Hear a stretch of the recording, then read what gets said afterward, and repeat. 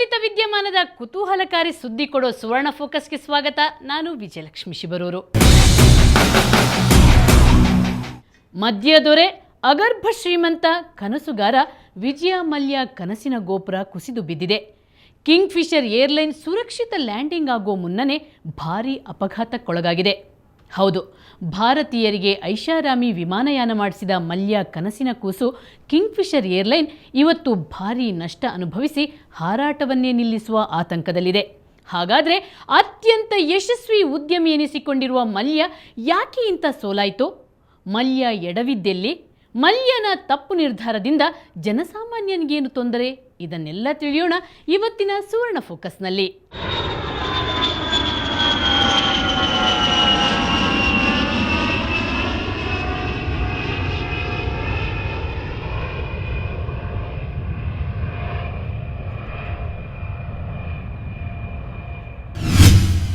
Landing ಮುನ್ನವೇ ಅಪಘಾತ.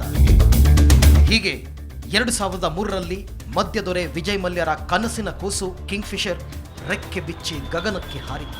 ಅದರ ಹಾರಾಟ ಕಂಡ ಅನೇಕರು ಇದು ಭಾರತೀಯ ವಿಮಾನಯಾನ ಕ್ಷೇತ್ರದಲ್ಲಿ ಹೊಸ ಇತಿಹಾಸ ಬರೆಯಲಿದೆ ಅಂತ ಭವಿಷ್ಯ ನುಡಿದರು. ಪ್ರಯಾಣಿಕರಂತೂ ಇದರ ಅಂದ, ಚಂದ, ಸೌಲಭ್ಯ ಕಂಡು ಸಂಭ್ರಮಿಸಿದರು. ವಿರೋಧಿಗಳು ಇದರ ಅದ್ದೂರಿತನದಿಂದ ಹೊಟ್ಟೆ ಕಿಚ್ಚುಪಟ್ಟುಕೊಂಡರು.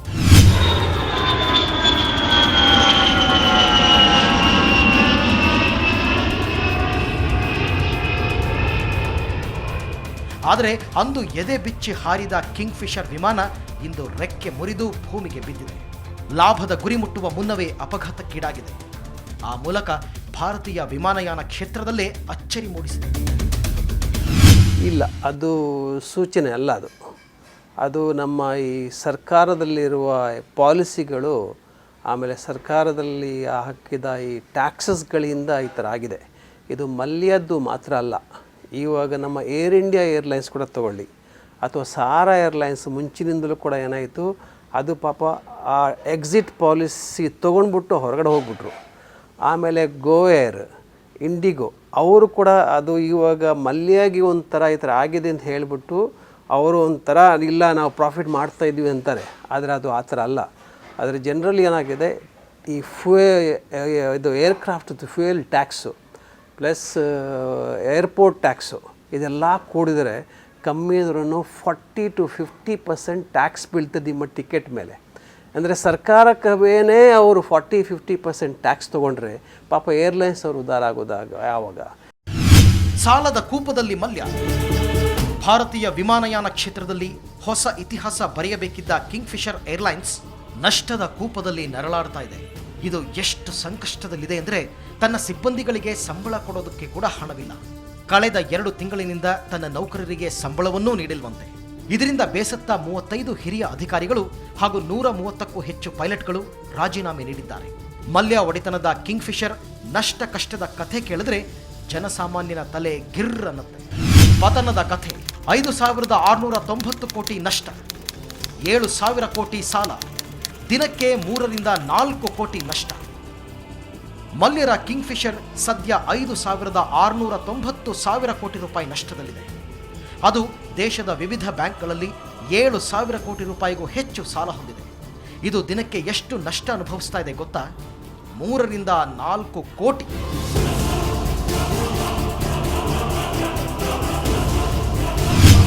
ತಂದಿಲ್ಲ ರೂಪಾಯಿ ಲಾಭ. ಒಂದು ಸತ್ಯದ ಸಂಗತಿ ಗೊತ್ತಾ? ಕಿಂಗ್ ಫಿಶರ್ ಭಾರತದಲ್ಲಿ ಭರ್ಜರಿಯಾಗಿಯೇ ಹಾರಾಟ ಪ್ರಾರಂಭಿಸಿತು. 63 ತಾಣಗಳಿಗೆ ವಿಮಾನಯಾನ ಸೌಲಭ್ಯ ಕೊಟ್ಟು ಭೇಷ್ ಅನ್ನಿಸ್ಕೊಂಡಿತು. ಮೈಸೂರಿನಂತಹ ಪುಟ್ಟ ನಗರಕ್ಕೂ ವಿಮಾನ ಕಳುಹಿಸಿಕೊಟ್ಟ ಕೀರ್ತಿ ಮಲ್ಯರಿಗೆ ಸಲ್ಲುತ್ತೆ. ದುರಂತ ಅಂದರೆ ಇಷ್ಟೊಂದು ಅದ್ದೂರಿತನ ತೋರಿಸಿದ ಕಿಂಗ್ ಫಿಶರ್ ತನ್ನ ಹಾರಾಟದ ಮೊದಲ ದಿನದಿಂದ ಇಂದಿನವರೆಗೆ ಒಂದೇ ರೂಪಾಯಿ ಲಾಭ ಮಾಡಿಲ್ಲ.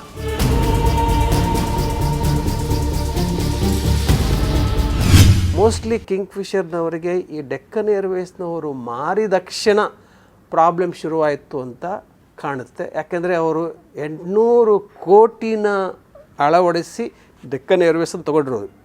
ಯಾಕೆ ತೊಗೊಂಡಿರೋದು ಅಂದರೆ ಕಿಂಗ್ ಫಿಶರಿಗೆ ಒಂದು ಫಾರಿನ್ ಲ್ಯಾಂಡ್ನಲ್ಲಿ ಒಂದು ಅನುಮತಿ ಸಿಗಬೇಕಾದ್ರೆ ಏರ್ವೇಸ್ಗೆ 5 ವರ್ಷ ಮಿನಿಮಮ್ ಎಕ್ಸ್ಪೀರಿಯೆನ್ಸ್ ಆಗಬೇಕು ಅಂತ ಪಾಲಿಸಿ ಇತ್ತು.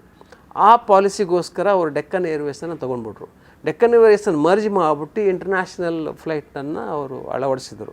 ಇದರಿಂದ ಪ್ರಾಬ್ಲಮ್ ಆಗಿರಬಹುದು ಅಂದ್ಬಿಟ್ಟು ಕೆಲವರು ವಿಚಾರ ಮಾಡ್ತಾ ಇದ್ದಾರೆ.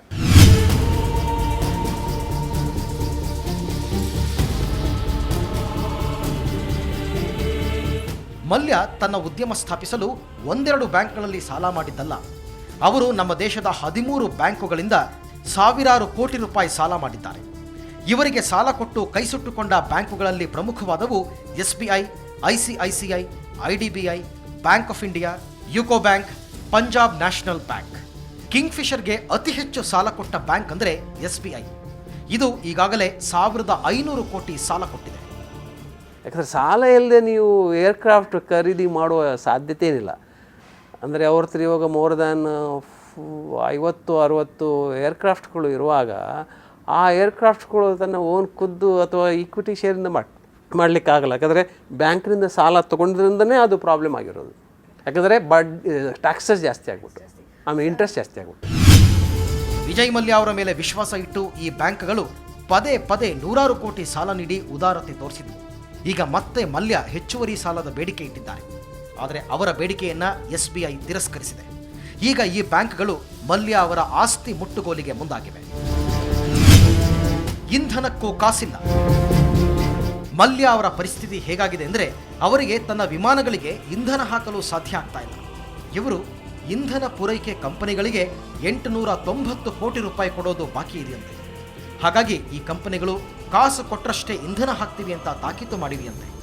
ಹಾಗಾಗಿ ಕಿಂಗ್ಫಿಷರ್ ದಿನಕ್ಕೆ 10ರಿಂದ 15 ವಿಮಾನಯಾನವನ್ನೇ ರದ್ದುಪಡಿಸುತ್ತಿದೆ. ಅಲ್ಲದೆ 64 ಕಿಂಗ್ಫಿಷರ್ ವಿಮಾನಗಳ ಪೈಕಿ ಕೇವಲ 28 ವಿಮಾನಗಳಷ್ಟೇ ಹಾರಾಟ ನಡೆಸ್ತಾ ಇವೆ. ಇವುಗಳು ಮಾರ್ಚ್ವರೆಗೆ 170 ಹಾರಾಟವಷ್ಟೇ ನಡೆಸಲಿವೆ ಅಂತ ನಿನ್ನೆ ಕಿಂಗ್ಫಿಷರ್ ಅಧಿಕಾರಿಗಳ GDCಗೆ ತಿಳಿಸಿದ್ದಾರೆ. ಹಾರಾಟ ನಡೆಸದ ವಿಮಾನಗಳನ್ನು ಬಾಡಿಗೆದಾರರಿಗೆ ವಾಪಸ್ ಮಾಡೋ ಯೋಚನೆಯಲ್ಲಿದ್ದಾರಂತೆ ಮಲ್ಯ. ಒಟ್ಟಾರೆ ಕಿಂಗ್ ಆಫ್ ಗುಡ್ ಟೈಮ್ಸ್ ಅನಿಸಿಕೊಂಡಿದ್ದ ಮಲ್ಯ ಅವರಿಗೆ ಕೇಡುಗಾಲ ಪ್ರಾರಂಭ ಆಗಿದೆ. ಮಲ್ಯ ಪಕ್ಕಾ ಉದ್ಯಮಿ, ಯಶಸ್ಸಿನ ಕುದುರೆ ಏರಿಕೊಂಡೇ ಸಾಗುವವರು. ಇವರ ವೈಭವೋಪೇತ ಜೀವನ ಕಾಣಲು 2 ಕಣ್ಣು ಸಾಲದು. ಅಂಥ ಅದ್ದೂರಿತನ. ವಿಜಯ ಮಲ್ಯರ ವಿಶಿಷ್ಟ ಜೀವನದ ವಿವರ ತೋರಿಸ್ತೀನಿ ಸಣ್ಣ ಬ್ರೇಕ್ನ ನಂತರ.